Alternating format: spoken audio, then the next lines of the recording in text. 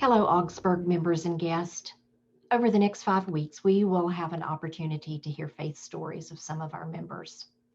Sharing our faith stories during the Lenten season has been a long-standing tradition here. Each person's faith journey is as unique as the person who speaks. It is through hearing someone's faith story and how God has been and is working in their life that can help us grow closer to one another and to God. Edith Eubanks has been a member of Augsburg Church for over 39 years. You will hear how many places she has served over these years. I first met Edith as a communion assistant and then as a Sunday school teacher. She has also helped with our children's sermons on Sunday mornings. Thank you for joining me as together we listen to Edith share her faith story and how God has been working in her life. My name is Edith Elizabeth Boland Eubanks. I was the oldest of 4 daughters born to Mary Womble Boland and Lawson Powis Boland. To honor their mothers, my parents named me for my grandmothers. These grandmothers and my paternal grandfather had strong, deep Lutheran and German roots. Both of my grandmothers came from families that settled originally in Rowan County, North Carolina, where I was born and raised.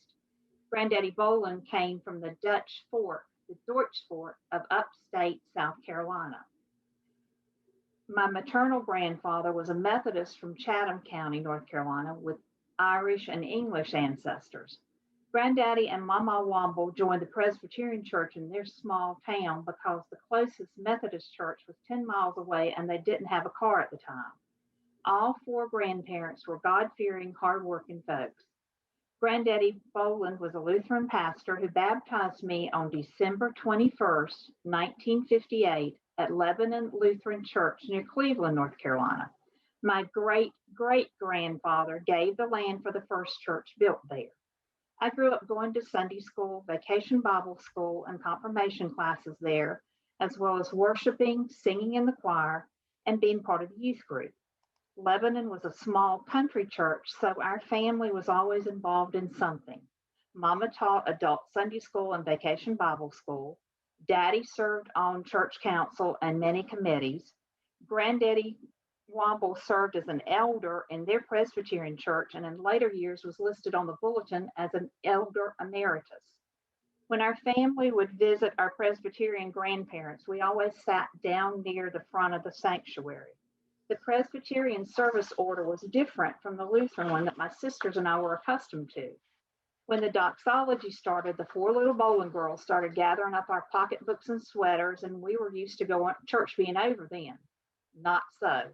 We had to settle back on the pew and be good for a little while longer. Several of my great aunts and cousins were Lutheran and Presbyterian missionaries to Japan, India, and Cuba. There were also a lot of pastors, teachers, doctors, and nurses in the family, so I seemed headed toward a career in one of those areas. Sure enough, off to nursing school at the University of North Carolina I went. When I went to Carolina, I did not look for a sorority to join. I found the Lutheran Church and Lutheran campus ministry.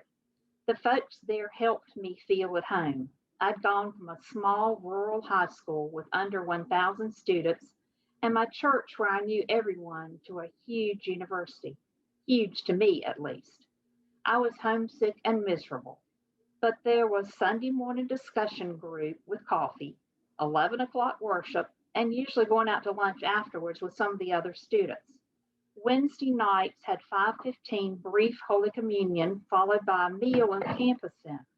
So I learned to take things bit by bit, Sunday to Wednesday, Wednesday to Sunday, and so on.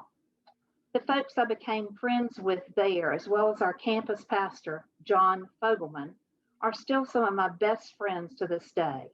We keep up with each other via email, Facebook, and occasional in-person get-togethers. Someone once told me there is always one pastor who is the one. John Fogelman was that for me. I still correspond regularly with him, even though he now lives in Guelph, Ontario. He helped to shape and guide my faith. I managed to squeeze in being a counselor at Luther Ridge the summer after I graduated. This was a dream of mine that I'd always wanted to be able to do. What a wonderful summer. If you ever get the chance to do something like this, please do it.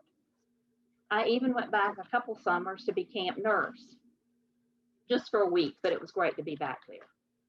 When I graduated from nursing school, I took a job in Atlanta, another big place far away from home with very few folks that I knew.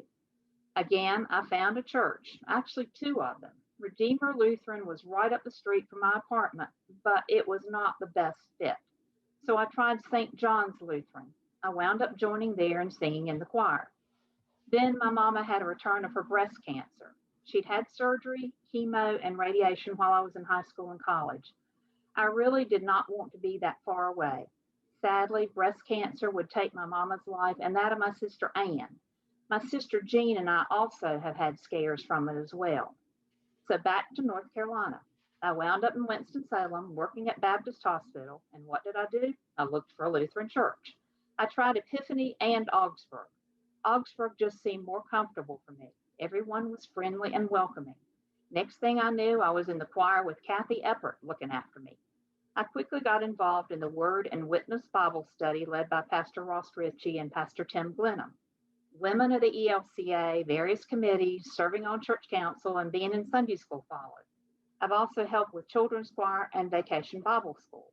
And somehow, when Pastor Daniel Pugh asked me a few years ago, I said yes to teaching 3rd and 4th grade Sunday school. Augsburg has been my church home for the past 39 years. I have worked at Baptist Hospital under its various names and incorporations since February the 8th, 1982. My first love is open heart and lung surgery, and I spent almost 20 years doing that, plus some time on the ear, nose, and throat floor. I've also been a heart transplant coordinator as well as a lone clinical instructor for Forsyth Tech's nursing programs. For the past 15 years or so, I've been a clinical documentation consultant.